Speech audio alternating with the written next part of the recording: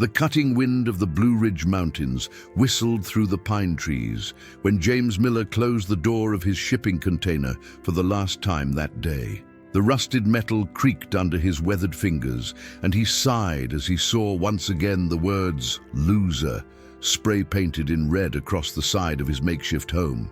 At 52 years old, the former Army sergeant carried on his shoulders much more than his 28 years of military service.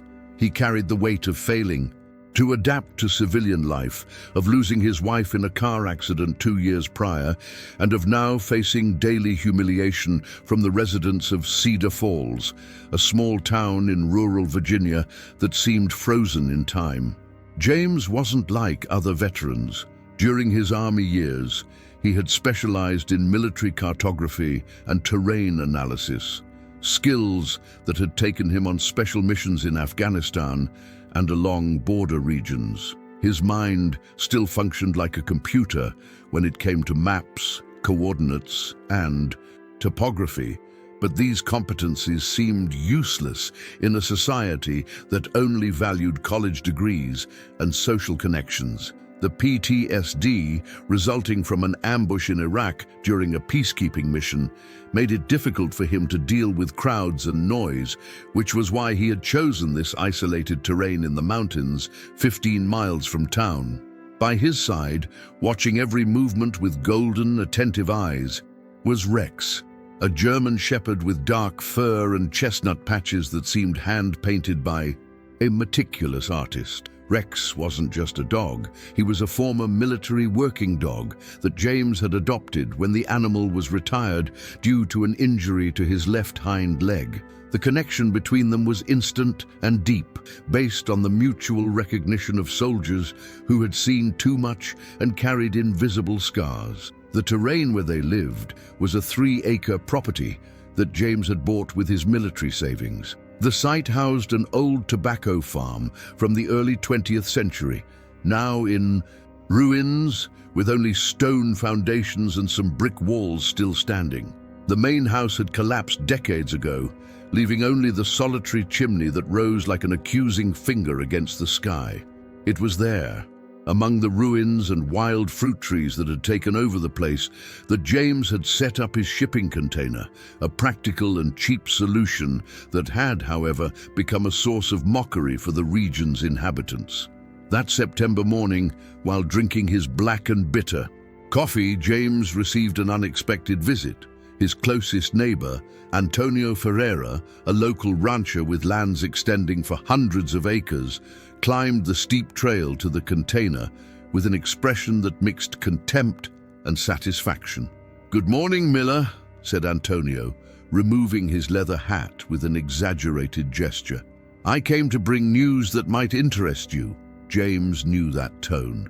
Antonio Ferreira was known in the region for his greed and lack of scruples. At 60 years old, the man had built an empire based on buying land from people in financial difficulties, always paying ridiculous amounts and using his local political influence to pressure owners.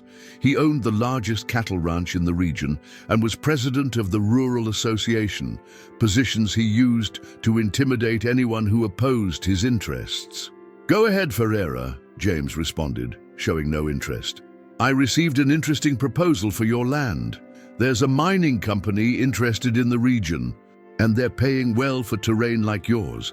I can broker the sale for you, of course, charging only a small commission." Antonio smiled, but his eyes remained cold. "It's an opportunity to get out of this container life and start over somewhere else." James knew it wasn't quite like that. He had heard rumors about the mining company. Actually, a front for illegal sand and gravel extraction operations that would devastate the local ecosystem and contaminate groundwater. Besides, he knew Antonio well enough to know that any small commission would actually be most of the sale value. "I'm not interested," he responded dryly. "Think carefully, Miller. A man in your situation, without steady employment, without family, living in precarious conditions. Wouldn't it be wiser to accept a good offer and start over?" Antonio's voice carried a subtle threat. It was at that moment that Rex, who was lying in the shade of the container, stood up abruptly. The dog fixed his gaze toward the ruins of the old house, his ears raised in maximum alert. James knew his companion well enough to recognize the signs. Rex had detected something unusual. "I'll think about what you said, Ferreira," James lied. "But now I need to take care of some matters." Antonio left reluctantly, not before casting a calculating look over the property. As soon as the sound of his jeep faded in the distance, James approached Rex. "What is it, boy? What are you sensing?" Rex headed toward the ruins, with determination, stopping in front of a pile of stones that had once been the basement of the original house. The dog began sniffing intensely at a specific area, scratching the ground with his front paws and emitting small whines of excitement. James had learned to trust Rex's instincts. During his military missions, dogs like him saved lives by detecting explosives, hidden enemies, and even terrain changes that could indicate ambushes. He decided to investigate. With a shovel he kept for small repairs around the property, James began digging in the area Rex had indicated. The earth was looser than normal, as if it had been disturbed previously. After about 20 minutes of work, his shovel hit something hard. It was a metal box, approximately the size of a shoebox, completely covered by decades of rust. Carefully, James removed it from the earth and took it to a flatter area. The lid was stuck, but with some effort he managed to open it. Inside, protected by an oiled leather cover that had partially resisted time, were yellowed documents and a hand-drawn map. James felt his heart accelerate as he recognized the type of cartography. It was military work, precise and detailed. The map showed the mountain region where he lived, but with markings and symbols that didn't appear on any official map. One of the documents, written in English with careful handwriting, was dated March 1964.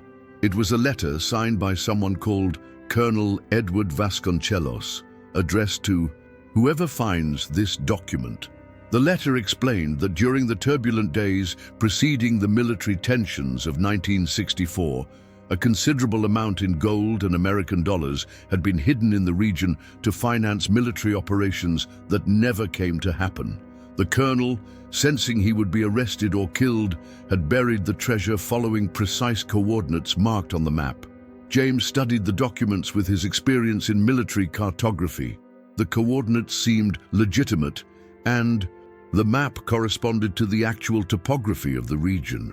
More intriguing still, one of the markings indicated a location within the boundaries of his own property, specifically near a natural rock formation that he knew well. For 3 days, James kept the discovery secret, studying the documents and carefully planning his next action. His military mind advised caution. If the treasure really existed, other people certainly had searched for it over the decades. Besides, there was the legal question of ownership of buried treasures, not to mention the fact that revealing the discovery could attract unwanted attention. During this planning period, James noticed suspicious movement around his property.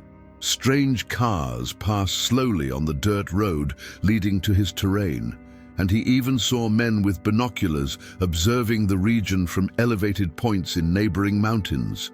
His military paranoia, sharpened by years of training, alerted him that something was happening.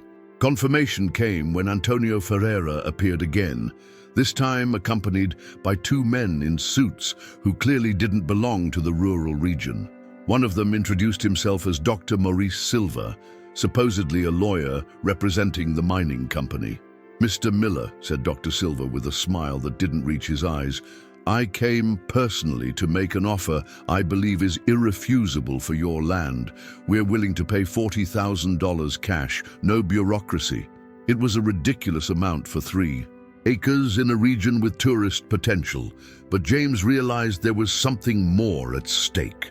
The urgency in the man's voice, the way his eyes examined the terrain, and especially the fact that they had significantly increased the initial offer suggested knowledge about the treasure. "As I told Mr. Ferreira, I'm not interested in selling," James responded firmly. It was then that the second man, who had remained silent, spoke for the first time. His voice carried a poorly disguised threat. Mr. Miller, a man in your situation should be more flexible. Accidents happen frequently in isolated regions like this. It would be a shame if something happened to you or your dog. The direct mention of Rex was a strategic error. James had faced enemy soldiers, armed militia, and real combat situations, but threats to his canine companion touched a particularly sensitive nerve. His expression hardened, and for a moment the visitors could see the experienced soldier he still was beneath. The worn exterior. "I think you better leave," James said with dangerous calm. Now, the men left, but not before Dr. Silver left a card on the table outside the container. "You have until Monday to reconsider our offer, Mr. Miller. After that, maybe it won't be possible for us to be so generous." That night, James made a decision that would change the course of events. He knew he needed to act quickly, but he also knew he couldn't do it alone. He decided to seek out the only person in town who had always shown genuine respect for him, Mrs. Maria Concepcion Santos, Cedar Falls retired librarian. Mrs. Maria was a 75-year-old woman who had spent her entire life studying local history. She was known for her integrity and her encyclopedic memory about families and events that marked the region.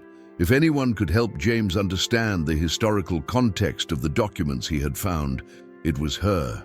The next morning, James went down to town with Rex, carrying the documents, carefully wrapped. The municipal library operated in Mrs. Maria's house, a colonial-style building in the town center that had been transformed into an informal repository of local memory. "James," she exclaimed upon seeing him at the door. "What a pleasant surprise. Come in, and Rex is always welcome here too." Mrs. Maria was one of the few people in town who treated James with genuine dignity. She knew his military history and respected his service, besides admiring the way he cared for Rex. For her, a man who had such a deep connection with an animal couldn't be a bad person, regardless of what town gossip said. James explained his discovery and showed the documents. Mrs. Maria's eyes lit up with fascination and recognition. "My God, James, you don't know what you found," she exclaimed, studying the letter with a magnifying glass. "Colonel Edward Vasconcelos. I knew that name, but I never managed to confirm the story." She went to a specific shelf and removed an album of old photographs. Flipping through the pages, she found a black and white photo of a man in military uniform. "This is Colonel Vasconcelos," she said, pointing to the image. "He was commander of the local military garrison in the 1960s. There were rumors that he had hidden a fortune during the turbulent days of the military tensions, but no one ever managed to prove it." Mrs. Maria explained that the colonel had been arrested 3 days after the military tensions of 1964, accused of resistance to the new regime. He had died in prison under mysterious circumstances just 1 month later. His family had been persecuted and his assets confiscated. The property where James now lived had belonged to a cousin of the colonel, who had been forced to sell it for a ridiculous amount years later. "But James," she said with growing concern in her voice, "if you really found something related to the colonel, you need to be very careful. There are people who have been looking for this treasure for decades, and some of them wouldn't hesitate to do anything to get it." It was then that Mrs. Maria revealed crucial information. Antonio Ferreira was the grandson of one of the men who had participated in the colonel's arrest. His family had built their initial wealth by buying at ridiculous prices the lands of people persecuted by the military regime. If he knew about the treasure, he would do anything to get it. "There's one more thing," said Mrs. Maria, hesitant. "My late husband was an accountant at City Hall in the 1970s. He told me there were official documents about a search for the colonel's hidden assets, but these documents mysteriously disappeared from municipal archives." James felt the puzzle pieces fitting together. The pressure to sell his land, the men watching his property, Antonio Ferreira's growing urgency, everything made sense now. They knew about the treasure, or at least suspected its existence. "Mrs. Maria," said James, "I need your help. not just to understand these documents, but to do the right thing. If this treasure really exists, it doesn't belong to me or Ferreira. There are legal procedures to follow." Mrs. Maria smiled with approval. "I knew you were an honorable man, James. Yes, I'll help you.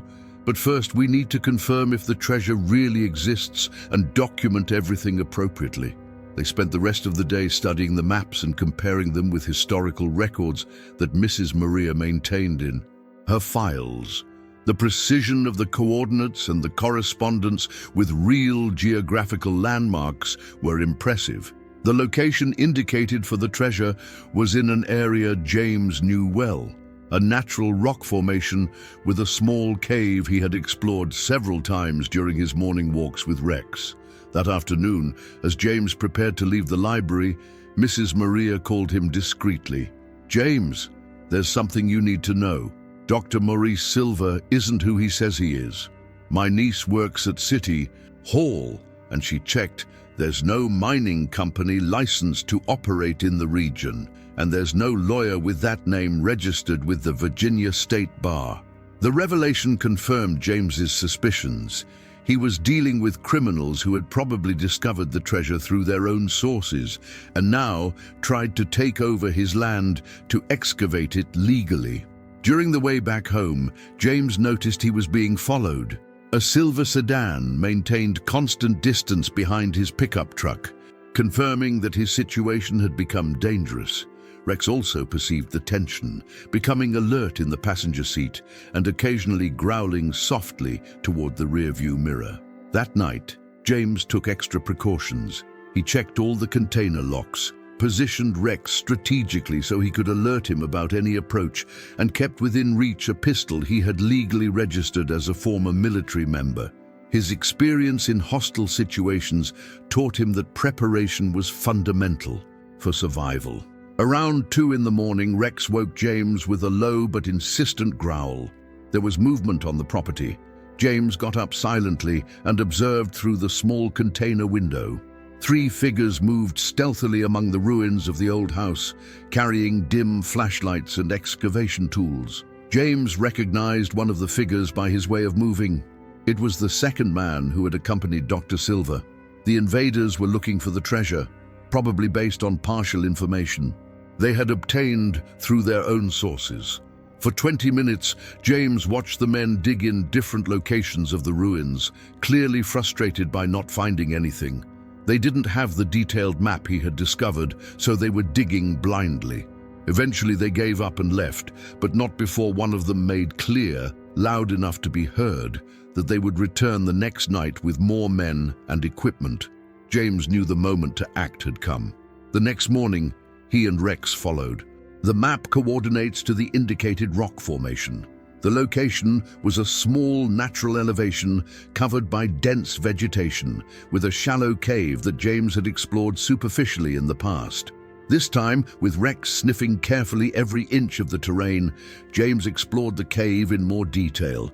At the back, partially hidden by rocks that seemed to have been placed purposefully, Rex discovered a second entrance, a narrow opening that led to a smaller chamber. James had to crawl to get through the opening, but what he found on the other side made his heart race. The natural chamber had been modified with rudimentary masonry, creating a perfect hideout. And there, protected by oiled canvas and plastic, were several metal boxes of different sizes.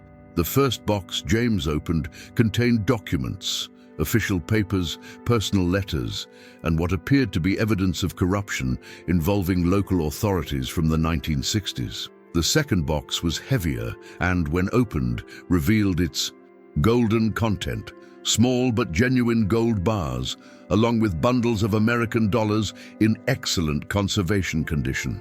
There was still a third, smaller box that contained jewelry and other valuable objects.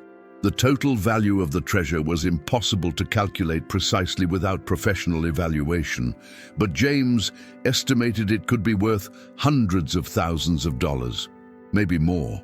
But what impressed James most wasn't the gold or money. It was the documents. Among them there was detailed evidence of a corruption scheme that involved illegal sale of public lands, bribery of officials, and systematized political persecution. Several names mentioned in the documents were still known in the region, including Antonio Ferreira's grandfather. James photographed all the documents with his cell phone before sealing them again. His military experience told him that this evidence was potentially more valuable than the treasure itself, especially if used correctly. He decided not to touch the other boxes for now. Instead, he sealed the secret chamber opening again so it would look untouched, but discreetly marked the location so he could find it again. During the way back, James elaborated a plan. He needed more allies, needed to document everything officially, and needed to do this before Antonio Ferreira and his associates escalated their pressure to dangerous levels. His first stop was again at Mrs. Maria's house. The librarian was impressed with the photographs of historical documents, especially those that provided evidence about events she had researched for decades. "James, this is living history," she exclaimed. "These documents could rewrite our understanding of the military period in the region. But you're right, it needs to be treated officially and very carefully." Mrs. Maria suggested contacting Dr. Robert Almeida, a lawyer specializing in historical and patrimonial law who worked in Richmond and had an impeccable reputation. She knew Dr. Robert through his historical preservation work and trusted his integrity. Meanwhile, James also decided to seek an unexpected ally, Sheriff Ana Paula Rodriguez, who had recently assumed command of Cedar Falls Sheriff's Office. Ana Paula was an experienced police officer who had been transferred from the capital specifically to combat local corruption. Her reputation was of someone who wouldn't be intimidated by political or economic influences. The meeting with the sheriff happened the next late afternoon. James presented copies of historical documents and explained the situation with Antonio Ferreira and the false mining company representatives. Ana Paula listened to everything with growing attention. "Mr. Miller," she said finally, "what you brought me is very serious. These documents, if authentic, represent evidence of crimes that, although old, can still have legal implications for illegally acquired properties." She explained that she had come to Cedar Falls specifically because of complaints about irregularities in land transactions, many of them involving the Ferreira family. The evidence James had brought could be the key to a case she had been investigating for months. "But I need to warn you," Ana Paula continued, "if Antonio Ferreira suspects you have this information, your safety may be at risk. We need to act quickly, but also very carefully." Ana Paula suggested a coordinated operation. She would officially document the treasure and historical documents, ensuring everything was treated legally. In exchange, James would agree to testify about the pressures he had suffered and allow police to use his property as a base to monitor Ferreira and his associates' activities. That night, Ana Paula discreetly positioned 2 plainclothes officers in the region to monitor James's property. The precaution proved necessary. Around midnight, a group of 5 men arrived at the property with professional excavation equipment and weapons. The invaders were more organized this time. They divided into groups, with some keeping watch while others systematically dug in the ruins.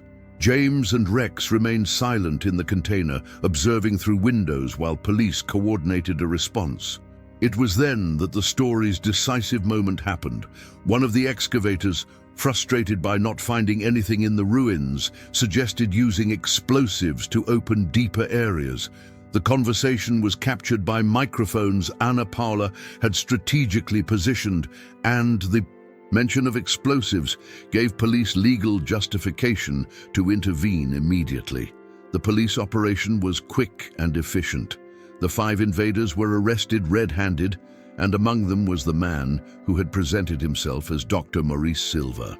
During the search, police found illegal weapons, unlicensed mining equipment, and documents confirming the connection with Antonio Ferreira. The interrogation revealed surprising information. The group had been hired by Ferreira based on information he had obtained through a former municipal archives employee, a man who had stolen documents related to the colonel's treasure search years before. Ferreira had known about the treasure's existence for more than a decade, but had never managed to locate precisely where it was hidden. The next morning, with police protection assured, James officially guided authorities to the treasure location. The discovery was formally documented, with the presence of representatives from the National Park Service, the IRS, and criminal experts. The treasure's total value was estimated at $800,000, but the historical documents were considered invaluable for preserving regional memory. More importantly, the historical corruption evidence provided legal basis to question the legitimacy of several properties in the region, including some that had been acquired by the Ferreira family. Dr. Robert Almeida, the lawyer contacted by Mrs. Maria, came from Richmond to guide James about his rights. According to American legislation, James would be entitled to 50% of the treasure value found on his property, with the other 50% going to the state. The historical documents would be donated to public archives, but James would receive compensation for their preservation and discovery. Antonio Ferreira's situation became drastically complicated. Besides accusations related to property invasion and attempted extortion, the investigation of historical documents revealed that several of his properties had been acquired through questionable transactions based on political persecution. The Attorney General initiated a process to review the legality of these acquisitions. But the real plot twist came when Ana Paula discovered something that completely changed the perspective on the entire situation. During the investigation of historical documents, she found a personal letter from Colonel Vasconcelos that had been specifically addressed to the future, honorable owner of this land. The letter, written few days before the colonel's arrest, expressed a specific wish that the treasure be used to help needy military veterans and to preserve the region's historical memory.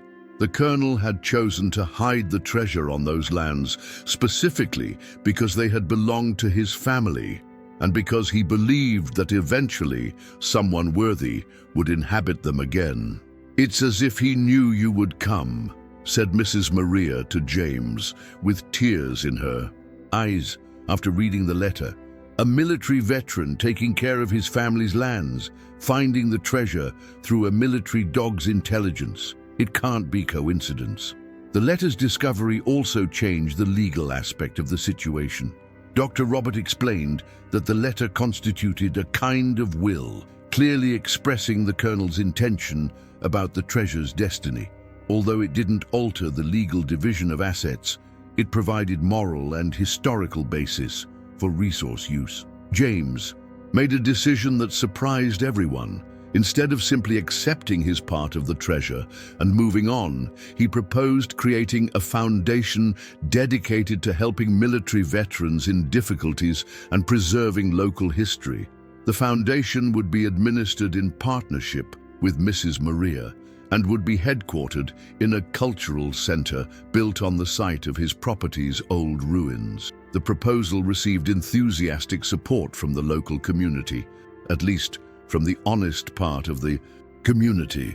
Families who had been harmed by past corrupt practices saw in the foundation an opportunity for historical justice. Veterans from throughout the region began seeking James, some offering help, others seeking support.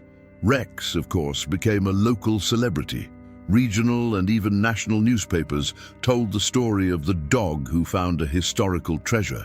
But for James, Rex's fame was just a reflection of the intelligence and loyalty he had always known was there. The transformation in James's life was gradual but profound. The man who had been ridiculed for living in a shipping container became a respected figure in the community. His military experience, previously seen as irrelevant, was now valued both for foundation administration and for work with other veterans. The shipping container remained on his property, but now as a conscious choice of simplicity, not as a result of desperate circumstances. James continued living there, But now the space had been renovated and expanded, becoming a comfortable home, surrounded by gardens that Rex loved to patrol. The foundation created by James began its activities 6 months after the treasure discovery. The first project was building a temporary shelter for homeless veterans, followed by a professional training program specific for ex-military personnel facing difficulties adapting to the civilian job market. Mrs. Maria became the foundation's cultural director, organizing a library specialized in military and regional history. She worked tirelessly to digitize and preserve the historical documents found, creating an archive that researchers from across the country began consulting. Ana Paula Rodriguez continued her fight against local corruption, now with concrete evidence and community support. Her investigation led to opening several processes that resulted in returning lands to families who had been unjustly deprived of their properties decades before. Antonio Ferreira's fate was decided by the courts. He was sentenced to pay heavy fines and return several properties that had been illegally acquired by his family. Part of his lands was transformed into environmental reserve administered by James's foundation. The irony didn't go unnoticed. The man who had tried to force James to sell his land ended up losing most of his own. But perhaps the most significant transformation was in James's perception of himself. The PTSD didn't magically disappear, but found constructive channels. Through work with other veterans facing similar challenges, his ability to understand maps and terrain became fundamental for environmental preservation projects, and his connection with Rex deepened even more through the work they did together. Rex, in turn, seemed to understand perfectly his role as co-founder of the organization. He became particularly affectionate with veterans who arrived at the shelter in states of depression or anxiety, as if he could recognize in them the same ghosts he and James had faced. 1 year after the treasure discovery, during the official inauguration ceremony of the cultural center built over the old ruins, James gave a speech that summarized his journey. 2 years ago, I was just a lost veteran living in a shipping container, ridiculed by a community that didn't understand me. Today, I understand that I wasn't lost. I was exactly where I needed to be, awaiting the right moment to find my true purpose. He paused to look at Rex, who was sitting beside him on the improvised stage with an expression that seemed proud. The treasure we found wasn't just gold and old documents. The real treasure was discovering that all of us, veterans, elderly people, marginalized individuals, have value and purpose, regardless of what society might think about us. And sometimes all we need is a loyal companion who believes in us when we can't believe in ourselves. The audience, composed of veterans, local residents, authorities and journalists, burst into prolonged applause. But it was Rex's low, approving bark that sealed the moment, drawing laughter and tears from the audience. In the months that followed, James and Rex's story inspired similar initiatives in other regions of America. Veterans began seeking ways to use their military skills for social projects.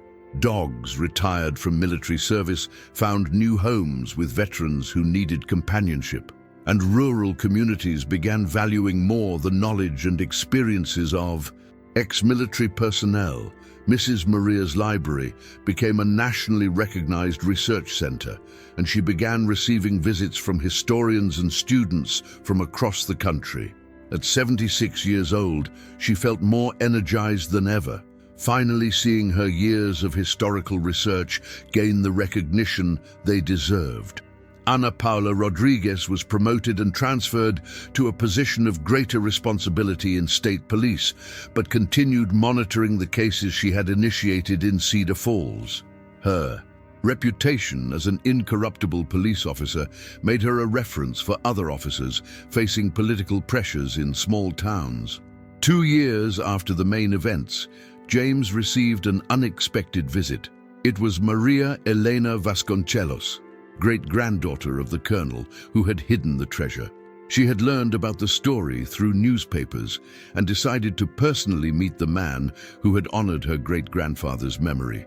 Maria Elena brought with her photographs and family documents that helped complete the Colonel's story. She told how the family had always believed in the treasure's existence, but never had courage or resources to search for it.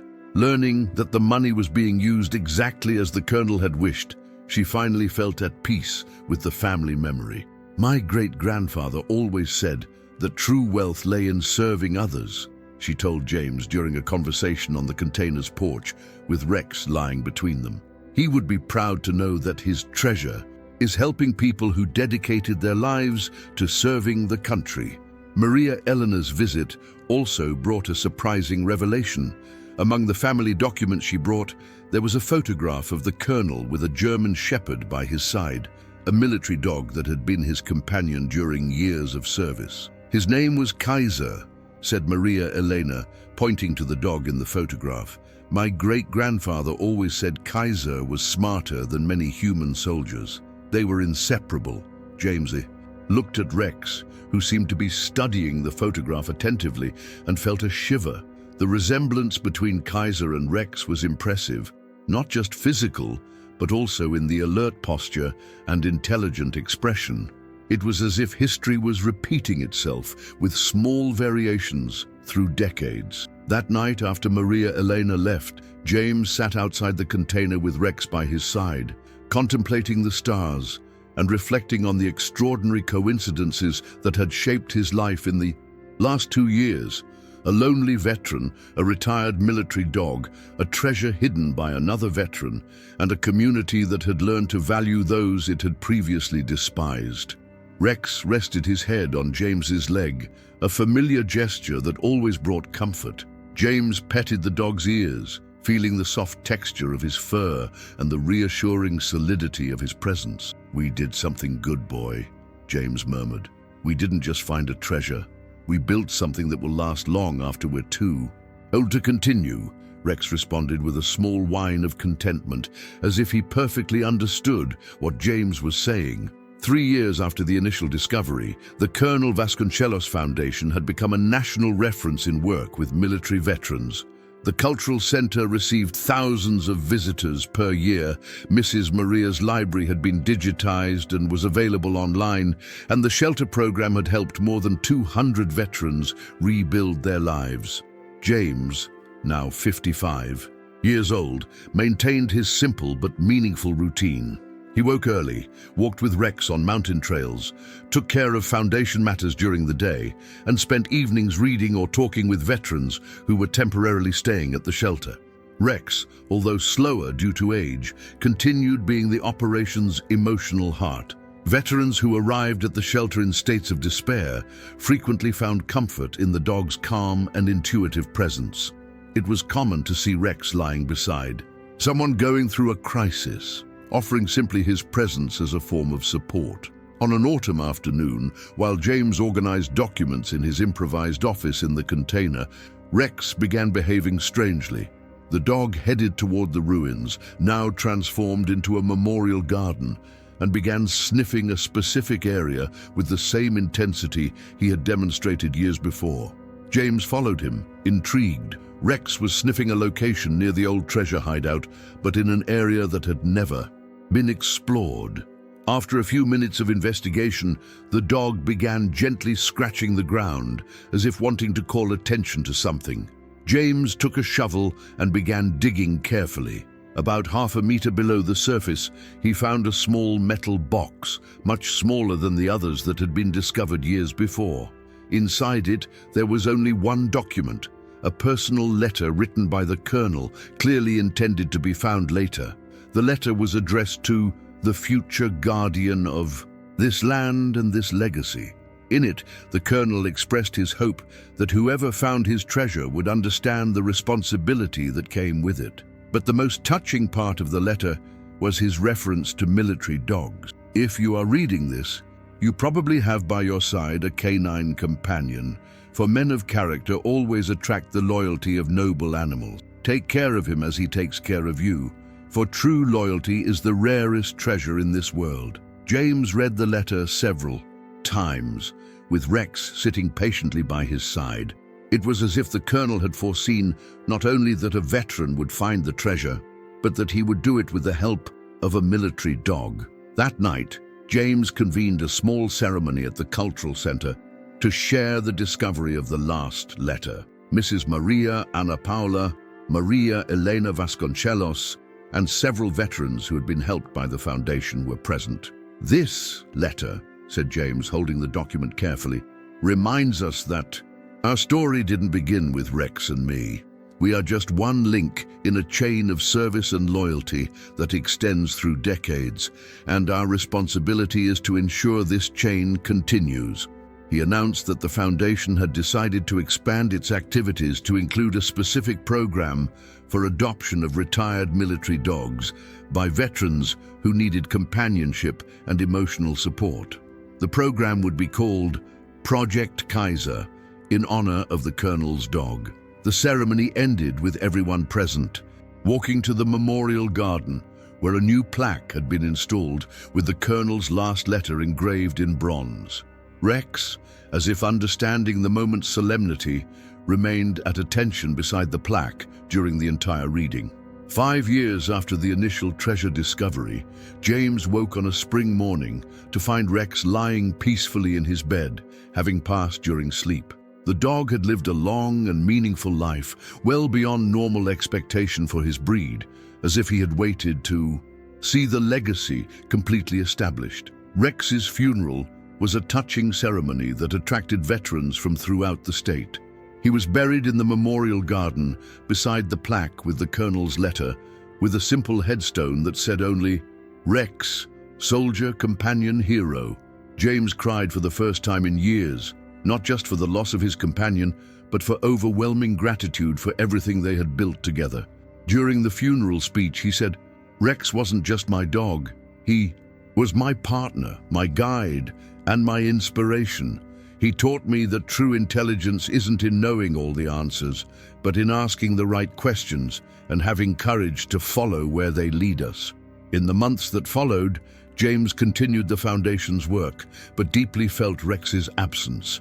The container seemed empty without the dog's constant presence, and morning walks in the mountains lost part of their magic. It was then that Ana Paula appeared with an unexpected proposal. She had learned of a German Shepherd military dog being retired prematurely due to a minor injury. The dog needed a home with someone who understood his military nature and could offer appropriate care. "It's not an attempt to replace Rex," she said carefully. "It's an opportunity to honor his memory by offering another military dog the chance for a meaningful second life." James hesitated for weeks before agreeing to meet the dog. When he finally did, he found a young German Shepherd named Apollo, with a personality different from Rex, but with the same intelligence and loyalty characteristic of the breed.